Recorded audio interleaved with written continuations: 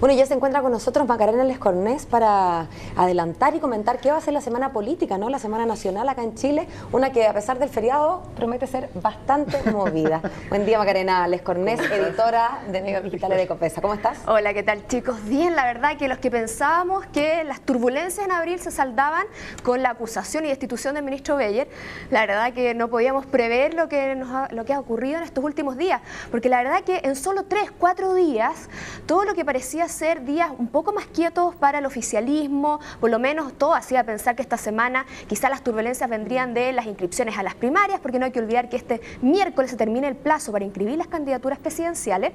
Bueno, pensamos que esta semana iba a estar así. La verdad es que no. Hay muchísimo hoy día va a ser un día clave, va a haber muchísimo que cortar, porque todo indica que hoy día se va a decidir finalmente si la candidatura de Lawrence Goldborn sigue adelante o no. Hoy día se reúne el Consejo General Extraordinario de la UDI, han sido citados todos los parlamentarios de esa agrupación, precisamente para decir si siguen adelante con precisamente esta carta. ¿Qué es lo que puede ocurrir? Bueno, se abren variados escenarios y la verdad que todos los escenarios tienen algún tipo de costo o por lo menos algún tipo de tensión dentro del oficialismo. Primero, la posibilidad que sigan adelante con Lawrence Goldborn y sigan adelante las primarias y todo sigue como hasta el momento lo hemos conocido. ¿Tú te atreverías, Macarena, a otorgarle algún número de probabilidad a esa? Mira, hija mía, yo con lo que ocurrió en los últimos días ya no me atrevo ni siquiera a decir cómo me llamo, porque Bien la verdad, dicho, madre mía. porque la verdad es que las turbulencias que hemos visto en este último fin de semana son bastantes. Por lo tanto, la primera es que sigamos adelante con Lawrence Goldborn, pero tenemos esa mochila pesada de dos casos que explotaron la semana pasada. Por un lado, Cencosud, es decir, en la cual la Corte Suprema, la verdad que era un fallo bastante categórico, determinó cláusulas abusivas en la tarjeta de Jumbo Más de Cencosud en los años precisamente en la cual el candidato era gerente general. Por lo tanto, ahí ya tiene una arista bastante abierta y bastante delicada. Y por otro lado, lo que se supo en los últimos días de precisamente esas inversiones, esa empresa que fue constituida en las Islas Vírgenes Británicas, en las cuales si bien no estaríamos ante ninguna ilegalidad, o por lo menos habría diferencias de opinión en cuanto a la ilegalidad o no, sí, lo que sí admite el oficialismo es que en cuanto a la imagen es bastante complicado la defensa. Estamos hablando de paraísos fiscales, estamos hablando de muchísimo dinero, por lo tanto, la cuesta se pone bastante pesada. Eso por parte de Goldborn. La otra opción es descartar la figura de Lawrence Goldborn, es decir, que la UDI finalmente decía bajar esa carta. ¿Qué ocurre ahí? Ahí nuevamente se nos abren dos escenarios. Una, ir finalmente a primaria, pero inscribir a un candidato a última hora, muchos especulan que puede ser el ministro de Economía Pablo Longueira, y la otra opción es descartar ir a primaria e ir directamente a primera vuelta. Una opción, ojo, que el mismo Longueira durante muchos meses estuvo defendiendo. Sí, pues él siempre dijo que quería sí primaria, que la primaria fuera la primera vuelta. Directamente. Pero aquí también se nos abre otra vertiente, porque hay otro caso que explotó la semana pasada y que dista mucho de estar solucionado, o por lo menos de haber sido salvado, que es el que dice relación con el INE, es decir, con las cifras del censo que eventualmente habrían sido manipuladas. ¿Y por qué digo que esto también influye? Porque no hay que olvidar que el INE está bajo la responsabilidad del ministro de Economía. Por lo tanto, también hay que despejar si el ministro Longueira supo algo de este caso o no, o estaría totalmente desvinculado, como así lo han tratado de hacer saber desde el gobierno.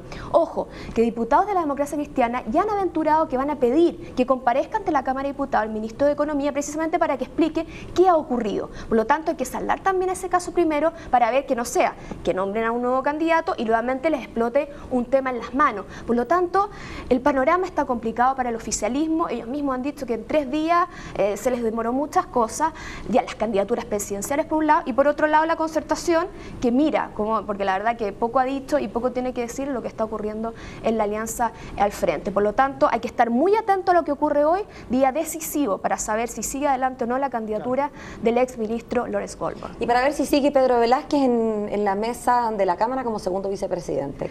¿Se queda Eso parece que ya lo tenemos un poco más solucionado, sobre todo después que hace algo así como 15 días, por ahí por el 17 de abril, la Comisión de Ética de la Cámara descubrió lo que ya muchos habían adelantado, lo que muchos ya sabían desde el minuto que se le eligió como segundo vicepresidente de la Cámara, que no solamente fue condenado por fraude al fisco, ojo, fraude al fisco, estamos hablando de un diputado, bueno, fraude al fisco, fisco, sino que continúa pendiente una deuda millonaria por cerca de 300 millones de pesos ante la alcaldía de Coquimbo. Por lo tanto, estaba ese caso abierto. ¿Y qué es lo que le acusó la Comisión de Ética? Le dijo de falta de transparencia, lo suspenden, no lo podían destituir, lo suspenden con una multa inédita. Y ahí ya queda todo dicho, la verdad. Se le trató de presionar para que él mismo renunciara, él dijo que no, aunque no ha vuelto a ir a la Cámara, pero él dijo que no renunciaba y que seguía como segundo vicepresidente. ¿Qué es lo que queda? Y parece que ya sí es el consenso, es censurar a la mesa completa. Algunos dicen, pero ¿por qué no se le censura solo a él? Puesto que él es la persona. El reglamento no lo permite, hay que censurar a la mesa completa. Y pagan justo por pecadores, al menos en la forma, porque después uno podría reelegir a Luchanz y a Godoy. Exactamente, eso es lo que se espera que se haga, porque lo más seguro es que hoy día se vota la censura, algo así como a las 6 de la tarde, mañana habría que elegir una nueva mesa, todo indica que se va a volver a elegir, por supuesto, el diputado Luchanz y Godoy de UDI y RN, que era ya el acuerdo que había, y el tercero, es decir, completarían, digamos, la terna finalmente, se especula independiente del Mastro, incluso la carta de Jorge Burgos, de C. Pero ya hay muchos de la oposición que han dicho, para no seguir dando vueltas con el tema, que ya la verdad está bastante manoseado, es harto el daño que se le ha hecho a la imagen de la Cámara, y dicen, votemos rápido, aprobemos esta nueva mesa y sigamos trabajando. Por lo tanto, el episodio Velázquez, que yo creo que ha sido uno de los episodios, si uno puede, como mínimo, más tenso y más vergonzoso que hemos visto en el último tiempo, parece que hoy día, por lo menos en lo que respecta a su posición en la testera, estaría solucionado. ¿Qué pasó con el salario mínimo del 1 de mayo? Que ahí viene la CUT, se tira con todo y a estos días. Feriado, exactamente, aparte del feriado. Así es, porque la verdad es que ese iba a ser el tema quizás que iba a marcar esta semana antes de todos los que hemos hablado. Y es porque, bueno, 1 de mayo, gran convocatoria de la CUT, esperan que varias personas, por lo menos citar a varios cientos de miles de personas a la Alameda, está pronosticado el gran acto que hacen tradicionalmente por ahí cerca de Avenida Brasil, hay una marcha que está autorizada, pero esto se cruza con la discusión del salario mínimo. Y es aquí donde empiezan los tiras y aflojes que vemos todos los años. Esta vez el gobierno, ¿qué es lo que ha propuesto? Un aumento de 6,2%. Estamos hablando de algo así como 205.000 pesos. La oposición ha dicho que por lo menos quiere 210. De hecho, hay algunas voces en oficialismo, como Carlos Larraín de RN, que dijo que perfectamente el escenario estaba para llegar a los 210.000 pesos. El gobierno hasta el minuto ha dicho que no. Ojo que ya las dos cámaras rechazaron ese monto, dijeron que no y tiene que pasar a comisión mixta. Mañana se revisa ese tema. La CUT ya ha dicho que ellos quieren 250.000 pesos, una cifra que se estuvo barajando en su minuto, se estuvo visualizando por algunos sectores del oficialismo cercano a la candidatura de Michelle Bachelet, hablan de los 250.000 pesos.